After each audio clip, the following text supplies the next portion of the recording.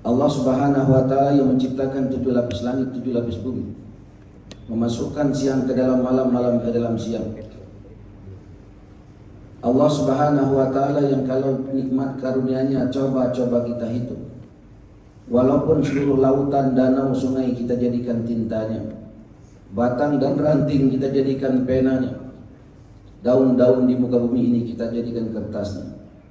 Kemudian kita tuliskan nikmat karunia Allah Subhanahu wa Ta'ala itu, maka wallahi, demi Allah hadirin sekalian, semuanya akan habis dan binasa. Tapi nikmat Allah, karunia Allah tidak akan pernah kunjung habis kita tuliskan.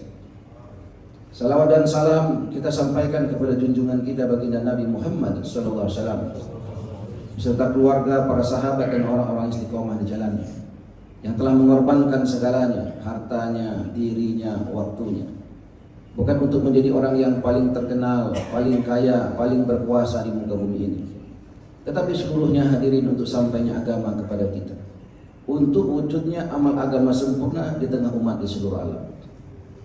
Bapak Ketua DKM beserta seluruh pengurus jajarannya, Imam, Khatib Bilal Garim, para alim ulama, para tokoh masyarakat, jamaah sholat subuh yang insya Allah dimuliakan Allah Subhanahu wa Ta'ala. Sungguh bahagia kita pagi hari ini karena Allah Subhanahu wa Ta'ala mencintai dan menyayangi kita. Seorang istri dicintai, disayangi Allah, maka hatinya akan berbunga-bunga, wajahnya akan merona. Seorang anak yang dicintai, disayangi orang tuanya, maka hati anak tadi akan berbunga-bunga, bahagia.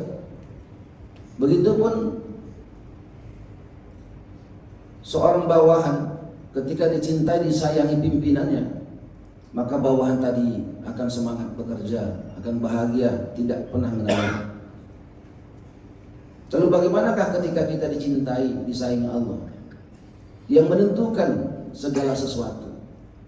Apakah seseorang itu bahagia ataukah orang itu bersedih? Apakah ketika seorang itu mendapatkan kekuasaan atau kehilangan kekuasaan? Itu karena keputusan Allah Subhanahu wa Ta'ala. Hadirin sekalian, seorang hamba dicintai, disayang Allah bukan ketika hamba tadi diberikan paras yang rupawan, bukan ketika hamba tadi diberikan kekayaan yang berlimpah, bukan ketika seorang hamba diberikan umur yang panjang, bukan ketika seorang hamba tadi tidak pernah diberikan sakit di dalam hidupnya, tetapi seorang hamba dicintai, disayang Allah ketika hamba tadi diberikan kemudahan untuk taat kepada Allah. Dan salah satu alat ukur ketaatan seorang hamba kepada Allah Subhanahu wa Ta'ala adalah sholat. Karena sholat ini perintah Allah dan berjamaah adalah sunnah baginda Nabi sallallahu alaihi wasallam. Dikatakan tidaklah diterima sholat seorang hamba kecuali mencontoh sebagaimana sholatnya baginda Nabi sallallahu alaihi wasallam. Hadirin sekalian, alhamdulillah Allah Subhanahu wa Ta'ala telah membangunkan kita, memudahkan kaki kita untuk melangkah ke tempat yang paling mulia, tempat yang paling dicintai Allah, yaitu masjid. Dan alhamdulillah kita juga sudah menunaikan perintah Allah, sunnah Rasulullah, sholat subuh secara berjamaah. Dikatakan dari 5 waktu sholat fardu, maka yang terberat, yang tertinggi nilainya adalah sholat subuh. Maka bersyukur kepada Allah Subhanahu wa Ta'ala karena subuh hari ini kita dicintai, disayangi Allah Subhanahu wa Ta'ala. Bapak, Ibu hadirin sekalian yang berbahagia, Allah Subhanahu wa Ta'ala mencintai, menyayangi manusia. Allah inginkan 100% manusia di dunia ini itu semuanya bahagia, semuanya selamat, semuanya masuk surga. Apa tandanya? 124.000 nabi dan rasul telah Allah Subhanahu wa Ta'ala utus, Allah korbankan untuk menyampaikan satu perkara yang menjadi syarat mutlak seorang manusia bahagia, selamat dunia akhirat. Banyak orang berpikir kebahagiaan itu Allah letakkan kepada kebendaan. Sehingga tidak sedikit yang orang kemudian habis waktunya, tenaganya, pikirannya. Untuk apa? Untuk mendapatkan kebenaran. Ada yang yakin dengan kekayaan dia bahagia, dia akan mulia, dia selamat. Maka hari-hari menghabiskan waktunya, tenaganya, pikirannya. Untuk apa? Untuk mendapatkan kekayaan. Tidak sedikit orang-orang Indonesia meninggalkan kampung halamannya, meninggalkan keluarganya, meninggalkan rumahnya untuk pergi ke negara lain, menjadi tenaga kerja di negara lain. Karena di Korea misalnya penghasilan rata-rata pekerja-pekerja kasar di sana itu sekitar 25 juta sampai 30-an juta. Saya pernah ke Korea kunjungan dengan Menteri Aparatur Negara Pak Asman Abnur ketika itu, dengan wali kota se-Indonesia dan juga Kapolres Jawa Timur. Ketika kunjungan di sana, saya tanya kepada petugasnya orang Korea, saya bilang, Pak, saya ingin ke masjid karena sebentar lagi waktu sholat. Maka orang Korea itu katakan, mohon maaf Tuhan, saya nggak bisa mengantar karena jadwalnya sekarang ini mengantar ke tempat makan. Saya bilang di tempat makan ada tempat sholatnya, saya nggak tahu. Oke, kita datang dulu. Ternyata di tempat makan tidak ada tempat itu. Maka saya panggil lagi, Pak, tolong panggilkan taksi, saya kepengen sholat di masjid. Waduh Pak, masjid di sini 2 jam jauh. Saya bilang nggak apa-apa, panggilkan saja. Bapak bisa bahasa Korea tidak? Saya bilang tidak bisa. Sudah berapa kali ke Korea? Baru sekarang. Waduh, saya tidak sarankan Pak. Karena orang Korea, apalagi supir taksi, itu nggak mau ngomong kecuali bahasa Korea. Bahasa Inggris nggak mau. Ya sudah nggak apa-apa. Panggilkan, kasih tahu alamatnya, resikonya saya tanggung. Oke, dipanggil taksi. Kemudian kami naik. Saya berdua waktu itu dengan Herimanto. Naik taksi, saya bilang, Ri, kamu banyak doa, banyak zikir. Kita ini, walaupun beliau bisa ngomong, tapi nggak mau ngomong sama kita ini. Karena kita juga bukan nggak mau ngomong, bahasa Koreanya kita nggak tahu. Udah ngomong sama Allah aja, minta tolong. Doa ya Allah, saya bilang, tolong ya Allah sampaikan. Berangkat. Alhamdulillah, supir taksi sekali nanya. Sudah itu Allah sampaikan ke satu masjid yang besar. Musim ketika itu sangat dingin. Sampai di masjid berbunga-bunga hati kita. Alhamdulillah. Akhirnya wudhu. Airnya itu seperti es yang baru cair. Sangat dingin. Masjidnya rapi. Ya kurang lebih seperti masjid kita ini, Masya Allah. Masjidnya rapi, bersih. Jamaahnya semuanya senyum. Wajahnya nampak dari sini bercahaya semua. Insya Allah ini wajah-wajah calon-calon penghuni surga Allah SWT. Ketika sampai di sana, sholat, sudah sholat, salam. Allah hantarkan satu manusia pas di belakang saya. Assalamualaikum. Saya lihat, waalaikumsalam. Bapak dari Indonesia? Masya Allah, saya dari Indonesia. Siapa namanya Pak? Oh saya Karsun Pak. Oh Mas Karsun, Masya Allah Mas Karsun. Perkenalkan nama saya Helmiasa. Saya dari Bengkulu. Dari kota Bengkulu, kebetulan ada acara dengan Pak Asman Abnur. Oh iya Pak, acaranya dengan Pak Reni itu Pak. Dari perdagangan itu Pak. Oh Mas Karsun tahu saya Pak. Bapak tadi naik apa? Naik taksi Pak. Oh jangan suruh pulang aja Pak. Ya terus ini apa nanti? Oh mobil masih ada. Nanti saya antarkan. Akhirnya didatanginya taksi, kemudian dia bicara, taksinya kemudian pulang. Pak sekarang kita ke ruangan ketua DKM. Masya Allah. Ini negara-negara Korea hadirin. Itu masjidnya Masya Allah. Bagus, rapi, tertata betul. Datang saya ke satu ruangan. Ada satu orang yang sedang duduk di sana. Orang Korea asli. Menyampaikan salam, dia sambut, dia berdiri langsung di peluknya kami. Saya bilang, ya Allah, kalau seluruh ketua DKM masjid seperti ini, siapa yang gak mau ke masjid? Bahasanya beda, wajahnya beda, negaranya beda, belum pernah ketemu, baru sekali ketemu, tapi sambutannya seperti saudara kandung yang sudah lama sekali nggak ketemu, ditunggu-tunggu baru ketemu. Saya bilang subhanallah. Dia ngomong bahasa Korea, saya ngomong bahasa Indonesia, tapi Allah sambungkan. Kadang-kadang bahasa dia Indonesia, bahasa kita Indonesia nggak nyambung-nyambung. La ilaha illallah. Ngobrol, singkat kemudian diterjemahkanlah sama Mas Karsun. Singkat cerita kemudian kami pamit, kendaraan diberikan. Saya bilang Mas Karsun nggak salah kita nih mereka. Enggak Pak, kami justru senang Pak. Ini ketua DKM justru senang. Oh begitu, iya. Itu kepahaman pengurus masjid yang ada di Korea. Senang betul kalau kemudian ada kemanfaatan yang bisa diberikan terhadap umat. Hadirin sekalian, hari ini banyak sekali masjid-masjid di Indonesia yang kemudian seakan-akan itu tidak menerima. Jamaahnya seakan-akan tidak menerima. Senyum tidak ada. Sehingga kemudian banyak sekarang masjid di Indonesia tiangnya lebih banyak daripada jamaah. Bahkan celengan masjidnya lebih banyak daripada jamaah. Sehingga hadirin 1 juta masjid yang ada di Indonesia ini, yang seharusnya menjadi asbab Indonesia menjadi negara yang paling maju, negara yang paling bahagia masyarakatnya, tetapi seakan-akan gak ada ngefek, gak ada efek masjid terhadap bangsa kita ini.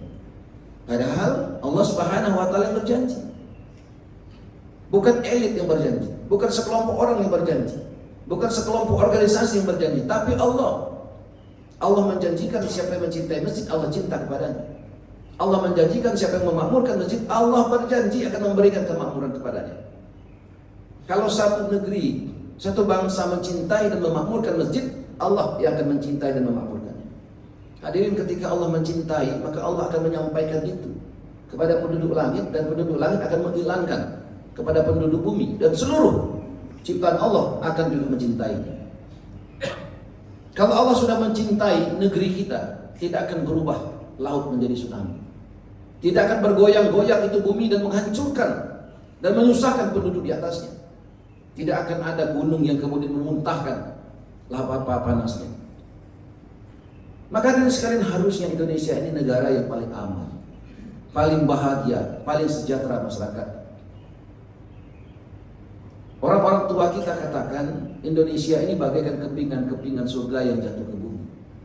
Maknanya tidak ada kebaikan untuk manusia yang Allah tidak berikan kepada Indonesia. Iklim terbaik Allah berikan kepada Indonesia. Kalau kita perhatikan negara-negara luar, kalau musim panas datang, itu susahnya minta ampun. Parkir mobil, motor di luar rusak, bannya hancur, aspal memuai. Sering kita lihat beritanya. Kalau musim dingin datang di negara orang, itu jalannya salju, jadi susah. Roda 2, roda 4 susah. Atap rumah penuh salju. Pintu kadang-kadang susah dibuka karena depannya penuh salju. Tapi Indonesia, Masya Allah, iklim terbaik. Kalau panas datang, enggak juga kepanasan betul. Kalau ada tempat dingin juga, tidak juga sedingin betul. Sepoi-sepoi saja, enak, nyaman. Tanah Indonesia, tanah yang sungguh sangat subur. Dulu kepahaman kita, namanya korma itu hanya tumbuh dan bisa ditanam di negeri Arab. Tapi sekarang itu terbantahkan. Di tempat kami ada Mas Katno namanya, pemimpin sebuah media besar di sana, menanam korma di depan kantornya. Ada 2 batang ditanam. Alhamdulillah tumbuh dan buahnya lebat-lebat. Di Sumsel kemarin beritanya viral, ada satu desa menanam korma, buahnya luar biasa lebat. Satu plastik kecil isinya 5 dijual 50.000. Hadirin sekalian, ternyata korma pun bisa tumbuh dan berbuah di Indonesia. Begitu juga tanaman-tanaman yang lain. Bahkan ada dulu penyanyi menggambarkan bagaimana sumbernya Indonesia dengan mengatakan tongkat kayu dilempar jadi tanaman. Itu penyanyi. Hadirin sekalian, perut bumi Indonesia tidak kalah lagi. Batu bara terbaik ada di Indonesia, emas, nikel dan segala macamnya. Kita diberikan laut yang begitu luas. Di dalam laut Indonesia begitu banyak kebaikan untuk manusia. Ikan-ikan terbaik, minyak bumi terbaik, sungai, danau, mutiara begitu banyak. Belum lagi bicara pemandangan yang indah. Hadirin sekalian, harusnya Indonesia ini adalah negara yang paling maju di dunia. Tetapi kenapa sebaliknya? Negeri yang hijau royo-royo harus berhutang kepada negeri yang kering kerontang. Negeri kita ini berhutang kepada negeri Arab. Padahal kalau kita melihat ketika haji dan umroh, di mana mata memandang batu dan pasir. Sulit kita temukan ada rumah-rumah di negeri Arab yang kemudian di depannya ada pohonnya, di belakang ada juga, kiri kanan ada. Sulit. Tapi kalau di Indonesia kita berjalan, hampir setiap rumah depannya ada pohon mangga atau pohon rambutan, ada alpukat, ada pisang dan segala macamnya. Tapi perbedaannya adalah ketika kita berkunjung ke Mekah dan Madinah, kita lihat tidak ada pohon di depan belakang rumah kiri kanan. Tapi kalau kita masuk ke rumahnya, buah-buahan segar ada di sana. Pohon pisangnya nggak ada, tapi buah pisangnya ada di dalam rumah. Pohon apelnya nggak ada, tapi di dalamnya ada buah apel. Berbeda dengan kita. Pohonnya banyak kiri kanan di depan belakang. Kalau kita main ke rumahnya, buahnya nggak ada. Di dalam rumah paling banter ada cabai kering, kata ibu-ibu. Hadirin sekalian, apa masalahnya? Apa tanah kita kurang subur? Tidak. Apakah kurangnya jurusan pertanian, doktor, profesor? Tidak. Lalu masalahnya apa? Masalahnya gunung didaki, lautan diseberangi, masjid lewati. Betul Bu? Hadirin sekalian, persoalan sini berganti yang diderita di Indonesia. Kemarin saya mendapat curhatan juga. Kemarin kan siang kerjasama dengan Gubernur Sulsel. Gubernur Sulsel retreat sama saya satu kamar. Jadi beberapa malam kami satu kamar, sering bicara-bicara tentang agama, tentang masjid dan segala macam. Dan kemudian ketika itu saya katakan, Pak Gub, nanti tolong kita atur waktu, kita buat perjanjian MOU antar pemerintah Sulsel dengan Bengkulu. Ya, intinya adalah bagaimana kita sepakat membangun masyarakat yang religius dan bahagia. Orang tanya, apa itu religius yang dimaksud, Pak? Religius itu la ilaha illallah. Bagaimana kemudian keyakinan umat, keyakinan masyarakat sempurna kepada Allah, takut hanya kepada Allah, harap hanya kepada Allah. Sehingga ketika sempurna kepada Allah, tidak akan ada namanya kesusahan. Terus bagaimana? Lokusnya bagaimana? Saya bilang di masjid. Jadi fokusnya itu di masjid. Bagaimana masjid bisa buka 24 jam dengan amalan-amalan masjid baginda Nabi sallallahu alaihi wasallam. Dakwah ilallah, ta'lim wa ta'lum, zikir, ibadah, hikmah. 4 program utamanya.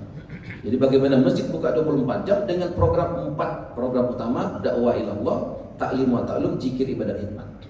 Sehingga dakwah ilallah ini hidup di masjid baginda Nabi sallallahu alaihi wasallam. Walaupun tiangnya batang korma, atapnya pelepah korma, lantainya hanya pasir, tetapi dari 4 amalan di masjid ini lahir generasi-generasi terbaik. Ada budak yang nggak pernah kampanye, nggak pernah debat, nggak pernah masang baliho, apalagi kalender stiker, tapi Allah angkat jadi gubernur. Ada preman besar yang kepengen membunuh Nabi, tetapi Rasulullah katakan kalau ada Nabi setelah Rasul, Umar nabinya. Hadirin sekalian, di mana mereka dilatih? Ketika itu nggak ada pondok pesantren, tidak ada universitas, mereka dilatih, mereka dididik di dalam masjid. Bahkan tahanan-tahanan perang yang diikat di tiang-tiang masjid ketika itu, ketika ingin dibebaskan, mereka mengatakan mereka tidak mau pulang ke kampungnya. Mereka ingin tinggal. Mereka ingin kemudian menjadi seorang yang muslim. Apa yang menyebabkan? Apakah ada pedang tajam yang di leher mereka? Tidak. Mereka melihat dan mendengar amalan masjid. Mereka dengar kebesaran-kebesaran Allah di dalam masjid dibicarakan hari-hari.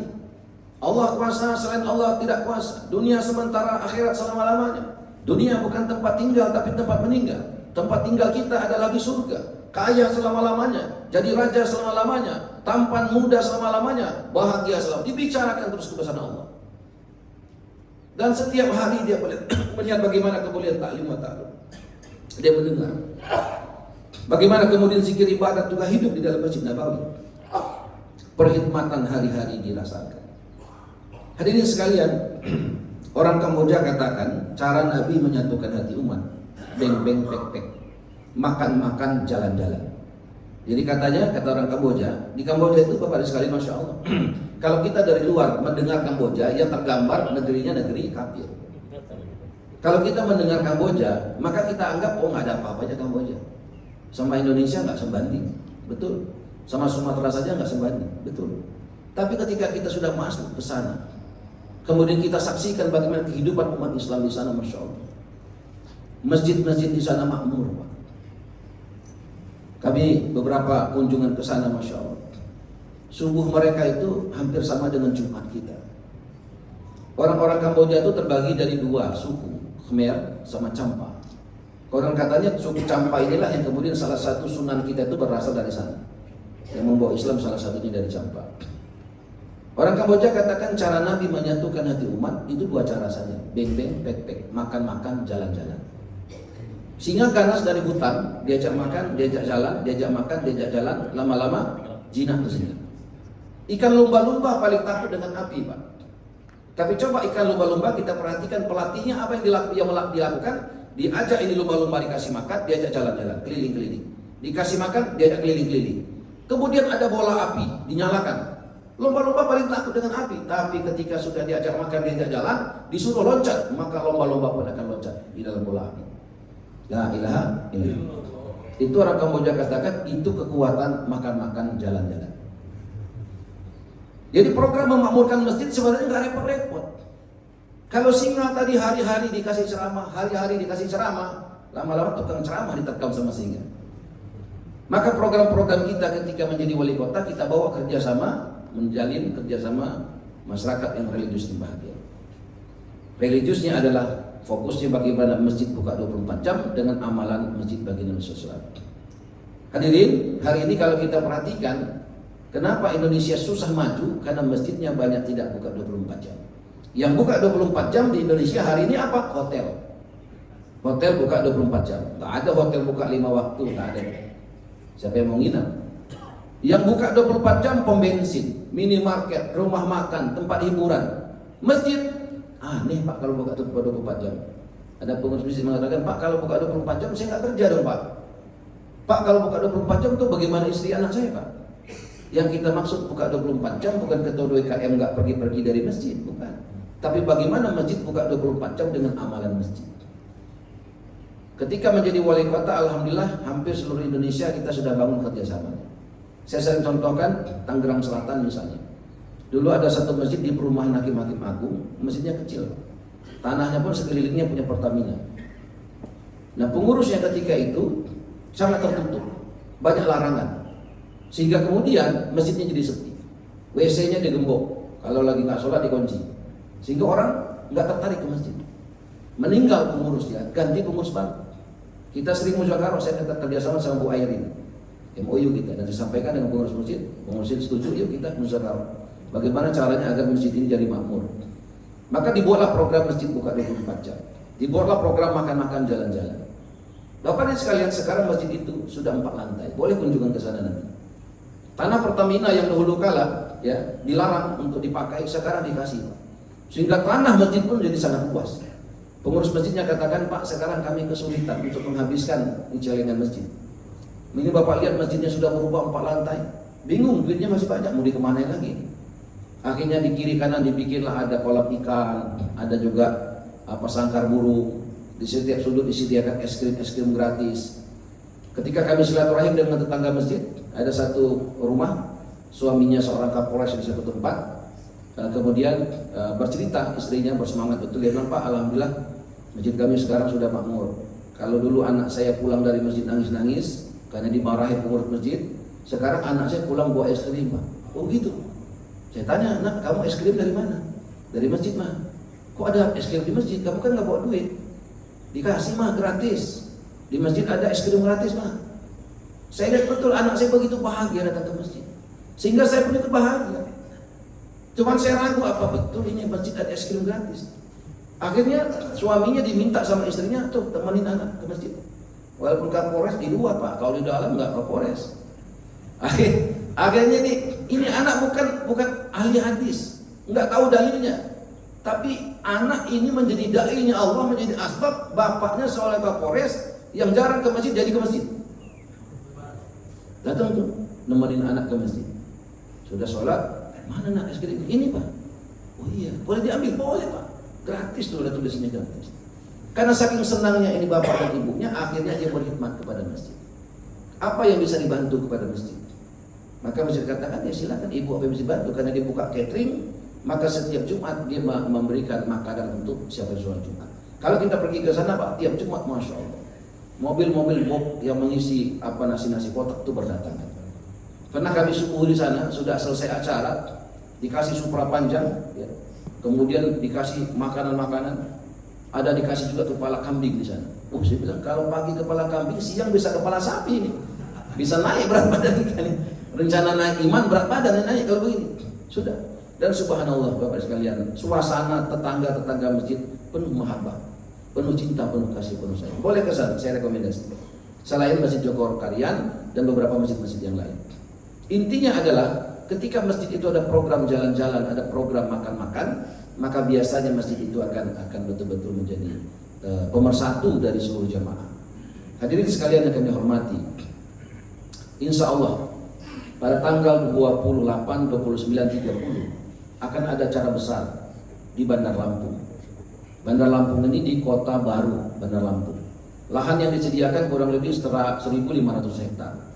Ini lokasi untuk kantor pemerintah provinsi yang baru. Jadi beberapa gedung sudah ada, tapi belum dipakai. Tadinya mau diadakan di Bengkulu, cuman Bengkulu hanya mampu menyediakan pantai panjang dengan luas 300 hektar. Karena target yang datang nanti kurang lebih 1,5 juta sampai 5 juta orang. Targetnya seluruh Indonesia, laki-laki balik ya, itu akan datang ke sana. Maka kita bergerak untuk mengundang. Dan kemudian insya Allah Presiden Republik Indonesia pun kita akan undang. Dan 1.000 kurang lebih ulama dunia juga akan datang. Maka target kita 1,5 juta sampai 5 juta. Dan kita tidak menggunakan dana APBD, APBN sedikit pun. Kita menggalang dari kita untuk kita. Sehingga yang masa-masa juga adalah jamaah. Dan insya Allah pada sekalian acaranya apa? Acaranya adalah tablik akbar. Doa akbar, makan akbar di sana. Apa yang akan disampaikan? Bagaimana kemudian iman kita bisa meningkat, amal kita bisa sempurna. Bagaimana juga pengurus-pengurus masjid yang diundang nanti dari seluruh Indonesia, itu ketika pulang punya konsep gambaran bagaimana kira-kira mengelola masjid yang benar. Bagaimana mengelola masjid sebagaimana Rasulullah mengelola masjid. Hadirin sekalian, kalau pengelolaan masjid kita sama dengan caranya Rasulullah mengelola masjid, maka insya Allah Indonesia ini akan betul-betul menjadi negeri yang diberkahi Allah Subhanahu Wa Taala. Keberkahan yang kita inginkan bukan batu berubah menjadi emas. Keberkahan yang kita inginkan bagaimana rumah tangga kita menjadi rumah tangga yang sakinah mawaddah warahmah. Lahir generasi-generasi terbaik, generasi yang soleh-solehah, hafiz-hafizah, alim-alimah, dai-daiyah, abid-abidah. Hadirin sekalian, yang kita inginkan dengan keberkahan itu ketika kita harus meninggalkan dunia yang fana ini, Allah berikan hidayah mengucap la ilaha illallah. Rasulullah katakan siapa yang di akhir hidupnya mengucap la ilallah dijamin surga. Bapak hadirin sekalian, dan juga kami hadir ke sini menyampaikan salam sunnah hukumnya. Bapak Ibu wajib menjawab salam kami. Jangan sekarang datang ke Provinsi Bengkulu, kami sedang belajar untuk mengamalkan sunnah Nabi. Tamu wajib dilayani minimal 3 hari. Makannya, minumnya, tempat tinggalnya. Tempat tinggal kami sediakan yang terbaik di muka bumi yang paling dicintai Allah. Di mana? Di masjid. Masjid-masjid kami sedang ditata sekarang. Bagaimana masjid itu bisa memberikan penerimaan terhadap orang-orang yang datang ke masjid. Orang tanya, Pak, kenapa nggak disiapkan di hotel? Bapak sekalian, kalau di masjid insya Allah aman. Kenapa aman? Tempatnya insya Allah berkah. Orang kalau tinggal di masjid, itikaf di masjid, insya Allah 5 waktunya nggak akan ketinggalan. Orang kalau itikaf di masjid, insya Allah itikafnya pakai wudhu. Kalau di hotel ada yang pakai wudhu, banyak yang tidak. Dan kemudian hadirin sekalian, kalau di masjid imamnya insya Allah laki-laki semua, jadi ibu-ibu aman kalau suaminya pergi ke Bengkulu. Hadirin sekalian, dan di masjid ini masya Allah banyak sekali kemanfaatannya. Maka kami mengundang Bapak Ibu sekalian untuk datang nanti. Terus kalau ibu-ibunya ikut, ibu-ibunya tidak di masjid tapi disediakan nanti di rumah sekitar masjid.